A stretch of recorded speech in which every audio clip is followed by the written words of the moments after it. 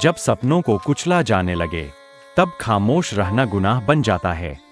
Aditya Ranjan sir ने भारी मन से कहा, अब ये सिस्टम इंसानियत की हदें पार कर चुका है। ये अब सिर्फ नाकामी नहीं, नाइंसाफी है। नवीन सर की आंखों में आंसू थे, आवाज कांप रही थी। अगर ये एग्जाम कैंसिल ही नहीं हुआ तो इन बच्चों का पूरा भविष्य खत्म हो जाएगा।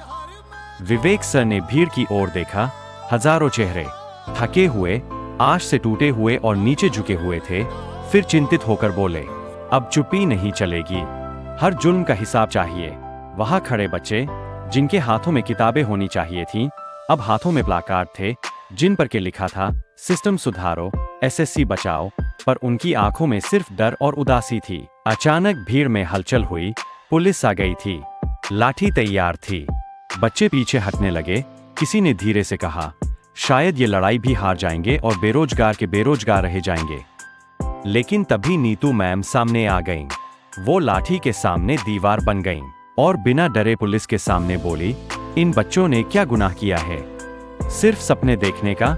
भीड़ में एक छोटा बच्चा जिसकी आंखों में आंसू थे, जिसकी चप्पलें घिस चुकी थीं, कांपते हुए बोला, सर, अगर आप लोग भी पीछे हट गए तो हम हार जाएंगे। आदित्य सर झुककर उसे उठाते हैं, उसकी आंखों में देखते हैं।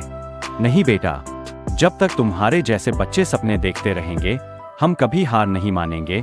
चारों ओर सन्नाटा था, लेकिन उस सन्नाटे में एक चीख गूंजने लगी, हमारा कसूर क्या है? कोई कह रहा था। 4 साल की मेहनत का क्या मिला हमें?